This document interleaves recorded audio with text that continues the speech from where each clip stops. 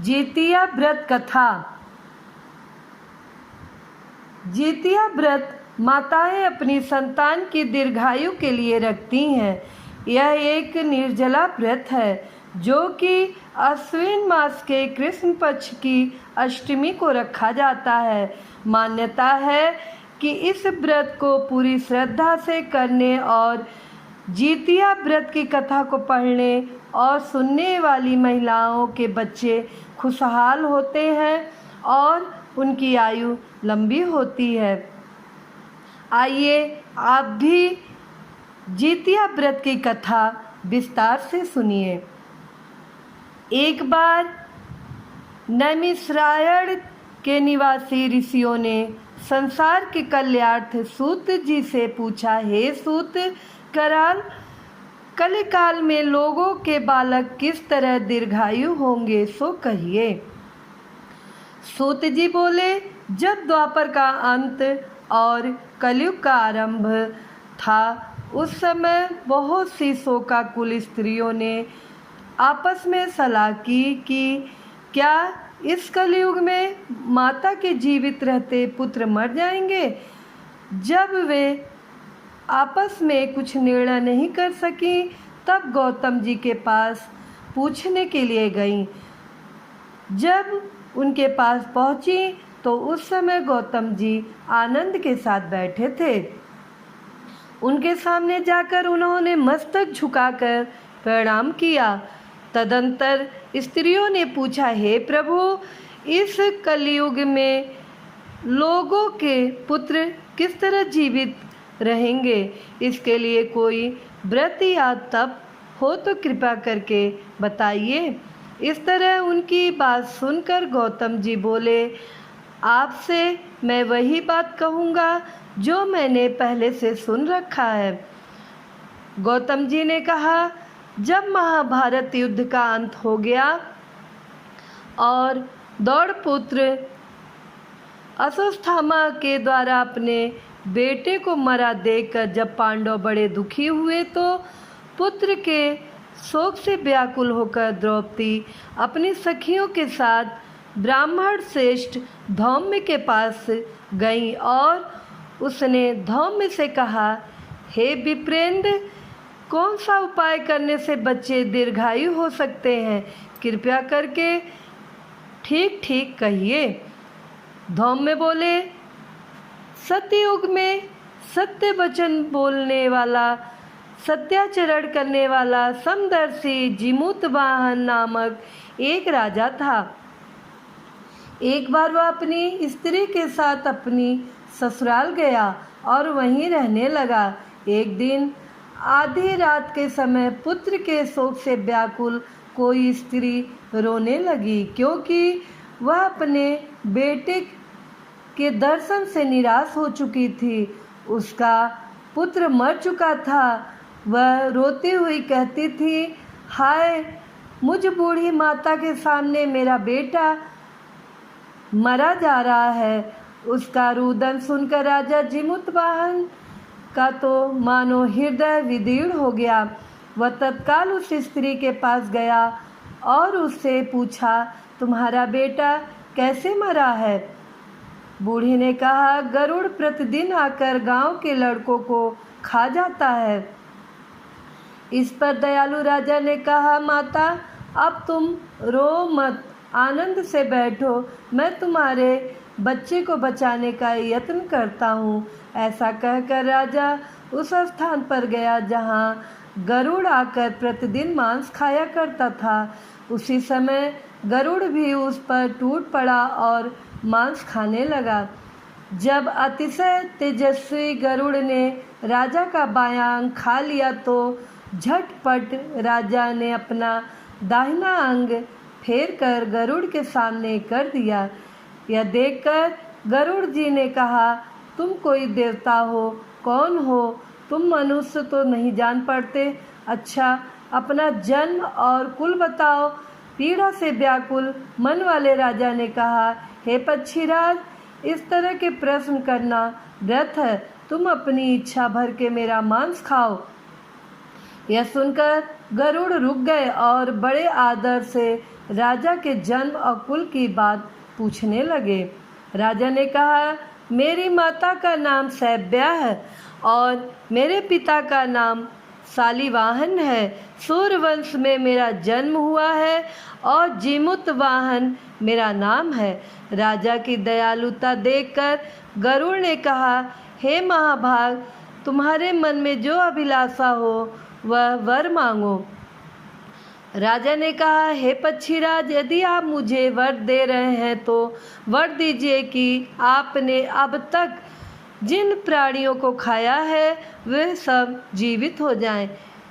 हे स्वामिन, अब से आप यहाँ बालकों को ना खाएं और कोई ऐसा उपाय करें कि जहाँ जो उत्पन्न हो वह लोग बहुत दिनों तक जीवित रहें। धौम ने कहा कि पक्षीराज गरुड़ राजा को वरदान देकर स्वयं अमृत लाने के लिए नागलोक चले गए। वहाँ से अमृत लाकर उन्होंने उन मरे मनुष्यों की हड्डियों पर बरसाया। ऐसा करने से सब लोग जीवित हो गए जिनको कि पहले गरुड़ ने खाया था। राजा के त्याग और गरुड़ की कृपा से वहाँ वालों का बहुत कष्ट दूर हो गया। उस समय राजा के शरीर की शोभा दूनी हो गई थी। राजा की दयालुता देखकर गरुड़ ने फिर कहा, मैं संसार के कल्याणार्थ एक और वरदान दूंगा। आज अश्विन कृष्ण सप्तमी से रहित शुभ अष्टमी तिथि है। आज ही तुमने यहाँ की प्रजा को जीवन दान दिया है। हे बस, अब से यह दिन ब्रह्म भाव हो गया है, जो मूर्ति भेद से विविध नामों से विख्यात है। वही तैलोक से पूजित दुर्गा अमृत प्राप्त करने के अर्थ में जीवित पुत्र का कहलाई है। सो इस तिथि को जो स्त्रियां उस जीवित पुत्रिका की और कुश की आकृति बनाकर तुम्हारी पूजा करेंगी तो दिनों दिन उनका सौभाग्य बढ़ेगा और वंश की वृद्धि होती रहेगी। हे महाभाग, इस विषय में विचार करने की भी आवश्यकता नहीं है। हे राजन, सप्तमी से रहित और उदया तिथि की अष्टमी को व्रत करें, यानी सप्तमी विद्य अष्टमी जिस दिन हो उस दिन व्रत ना करें। शुद्ध अष्टमी को व्रत करें और नवमी में पारण करें। यदि इस पर ध्यान ना दिया गया तो फल नष्ट हो ही जाएगा और सौभाग्य तो अवश्य नष्ट हो जाएगा। जीमूतवाहन को इस तरह का वरदान देकर गरुड़ बैकुंठ धाम को चले गए और राजा भी अपनी पत्नी के साथ अपने नगर को वापस चले आए। धौम द्रौपदी से कहते हैं, हे देवी, मैंने यह अतिशय दुर्लभ व्रत तुमको बताया है। इस व्रत को करने से बच्चे दीर्घायु होते हैं। हे देवी, तुम भी पूर्वोक्त विधि से यह व्रत और दुर्गा जी का पूजन करो तो तुम्हें अभिलाषित फल प्राप्त होगा। मुनि राजधौम्य की बात सुनकर द्रौपदी के हृदय में एक प्रकार का कौतूहल उत्पन्न हुआ और पूर्वासिनी स्त्रियों को बुलाकर उनके साथ यह उत्तम व्रत किया। गौतम ने कहा, यह व्रत और इसके प्रभाव को किसी एक सिंहिन ने सुन लिया और अपनी सखी सियारिन को बतलाया। इसके बाद पीपल वृक्ष की शाखा पर बैठकर उस सिंहिन ने और उस वृक्ष के खोते में बैठकर सियारिन ने भी व्रत किया। फिर वही सिंहिन किसी उत्तम ब्राह्मण के मुंह से यह कथा सुन आई और पीपल के खोते में बैठी हुई अपनी सखी को सुनाया। सियारिन ने आधी कथा सुनी थी कि उसे भूख लग गई और वह उसी समय 100 से भरे हुए शमशान में पहुंची। वहां उसने इच्छा भर मांस का भोजन किया और सिंहिन बिना कुछ खाए पिए रह गई और सवेरा हो गया। सवेरे वह गौशाले में गई और वहां गौ का दूध पिया। इस तरह नवमी को उसने पारण किया। कुछ दिनों बाद वह दोनों मर गईं और अयोध्या में किसी धनी व्यापारी के घर में जन्मी। संयोग से उन दोनों का जन्म एक ही घर में हुआ, जिसमें सियारिन ज्येष्ठ हुई और सिंघिन छोटी हुई।